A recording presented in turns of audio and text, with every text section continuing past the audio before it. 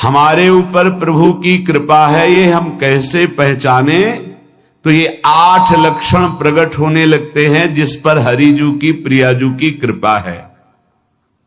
पहला, घोर अपराध करने वाले के प्रति भी दया की भावना, शांति पहला लक्षण है। भाव में भी पहले शांत भाव है। हमारे ऊपर श्री हरिजू की कृपा है, इसकी पहचान ये 8 लक्षण। पहला, शांति, अर्थात घोर अपराधी के प्रति भी गुस्सा ना क्षमा करना, ये हरि की कृपा का लक्षण है। देख लो भाई, घोर अपराधी शब्द तो जाने दो, जरा सा प्रतिकूल हो जाए तो लाख समझाओ पर भ्रकुटी तनी रहती है। भला ऐसा है?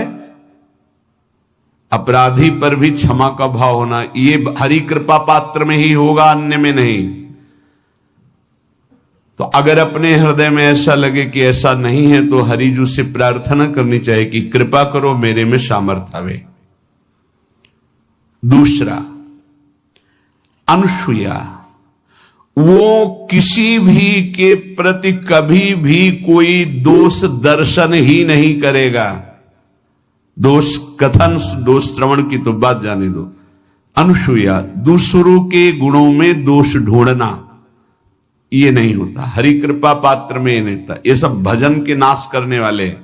जैसे पहला अपराधी पर क्रोध कर देना, तो माया ने भेजा इसीलिए था कि तुम्हारे साथ व्यवहार ऐसा करे कि तुम क्रोध करो, क्रोध करोगे तुम्हारी ऊर्जा शक्ति नष्ट हो जाएगी, अध्यात्म में जो चलने की थी। और कहीं तुमने संकल्प कर लिया तो भजन शक्ति नष्ट हो जाएगी। तो अगर भजन बल है तो गया, जरूर उसको दंड मिलेगा, पक्का मिलेगा, 100% मिलेगा, लेकिन आप खाली हो गए। ना भजन करने की वृत्ति रहेगी और ना भजन रहेगा, दोनों बात।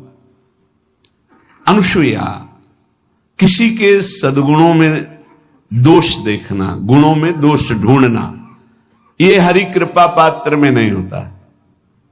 ये बहुत मंगलमयी बातें हैं जिससे हमारा भजन मार्ग पुष्ट होता है।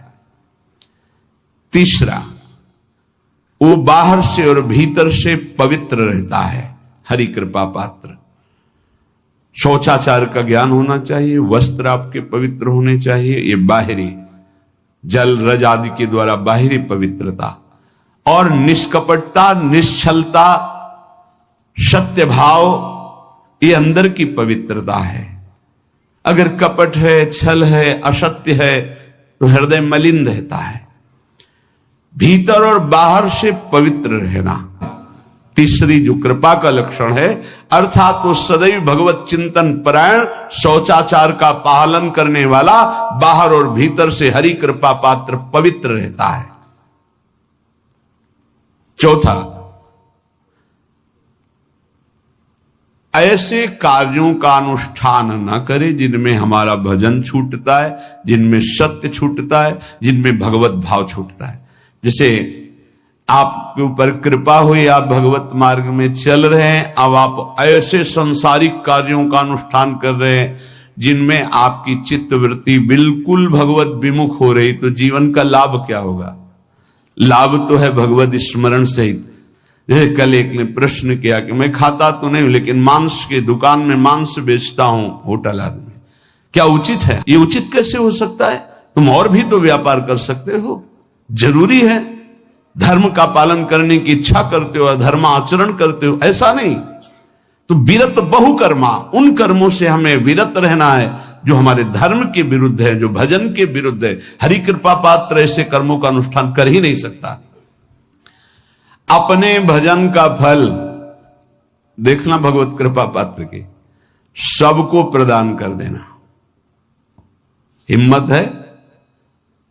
अपने भजन, इतनी मेहनत से किया हुआ भजन, भजन होने के बाद हे प्रभु इस भजन का फल हो, सर्वे भवन्तु सुखिना सर्वे सन्तु निरामया। यहां तो कहते महाराज एक माला रोज आपके लिए करता हूं कि आपकी बीमारी ठीक रहे, तो शेष किसके लिए करते हो प्रभु? शेष क्या? अगर इष्ट और गुरु के लिए तुम्हारा है कि एक माला करते तो फिर इतनी माला करते तो हमें क्या होगा? सब आपको दे देंगे तो हमें क्या होगा? तभी भजन का रहस्य नहीं जाना। छठवां, अपने भजन से अपने लिए कुछ भी ना चाहना और दूसरों की तो बात जाने दो, दूसरों से कुछ ना चाहना ये तो ठीक है, अपने भजन से अपने लिए कुछ ना चाहना है हिम्मत। देखो ये हरि कृपा पात्र में हिम्मत होती है। अपना भजन अपने प्रयोग में ना लाना, इसका भी आंतरिक रहस्य है। अपने प्रयोग में आप शरीर को लेकर के बोलेंगे, अगर स्वरूप को लेकर तो प्रयोग की कोई वहां जरूरत ही नहीं, स्वरूप पूर्ण काम है, वहां कोई अभाव नहीं।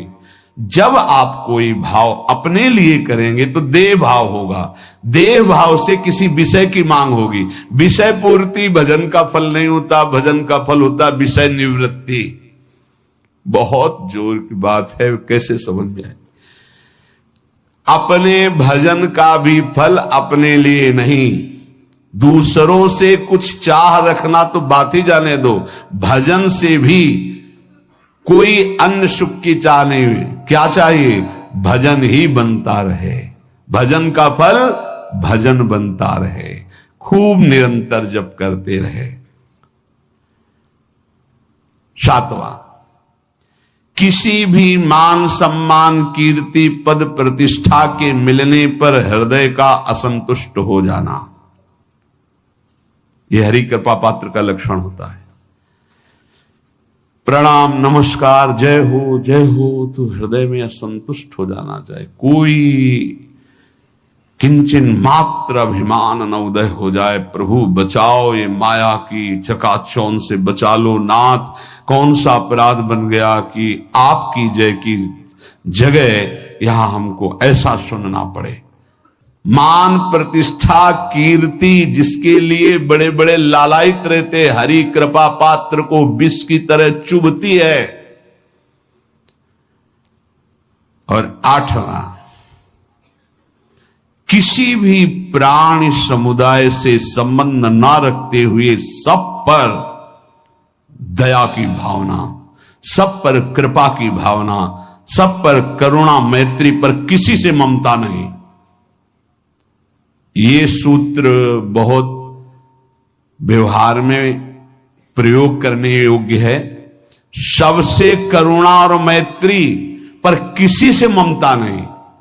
करुणा तो करी भरत जी ने, मैत्री भी की मृग से, पर ममता रहित नहीं रहे। ममता कर ली तो अगला जन्म हिरण का हो गया। प्राण मात्र पर दया कृपा करुणा मैत्री, पर ममता नहीं। ममता किसी से, और यहां करुणा मैत्री ये तो गायब हो गई, केवल ममता रह गई है। अपने शरीर से ममता, शरीर संबंधियों से ममता, विषय भोगों से ममता, यही जहर है। संबंध में ये ममता ही जहर है, विचारों में अहंकार जहर है, कर्मों में ये आसक्ति जहर है। संतों के कहा जाता है चरण स्पर्श से ज्यादा पावर मिलता है। अगर चरण स्पर्श न करावे तो उनकी चरण रज ले ले, नहीं कोरी भावुकता नहीं। संतों के शरीर से भागवतिक परमाणु निकलते हैं, क्योंकि हर समय भजन में रहते। तो हाथों की अंगुलियों के पूर्वों में आगे, और चरण तलवे में, और चरण के अंगूठे अंगुलियों में, यहां से विशेष ऊर्जा शक्ति निकलती उनकी भजन की। इसीलिए विद्युत परमाणु जैसा काम करती चरण रज, बिजली जैसा काम, क्योंकि तलवे में और चरण के अंगूठे में वो स्पर्श हुई चरण रज विशेष। पैर छूने से लाखों गुना लाभ चरण रज से मिलेगा। उनकी चरण का चिन्ह बना, चल रहे हैं आगे, कहीं ऐसा सौभाग्य हो कि पानी है हम जाके गए, चरणामृत सीधे मिल रहा है। चरणामृत अपने तो बहुत सौभाग्य कई बार ऐसे मिले, पैर के अंगूठे में सबसे ज्यादा परमाणु होते हैं संतों के।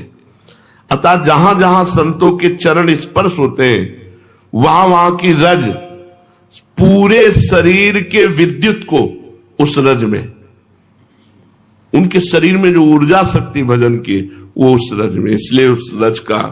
और यहां वृंदावन की रज तो महारानी जी की चरण रज है। सद्यो वसीकरण चूर्ण मनंत शक्तिम तम राधिका चरण रेणु मनुस्मरामि। रोज चरण वंदना वृंदावन की करके और रज लगावे, बहुत लाभ प्राप्त होगा।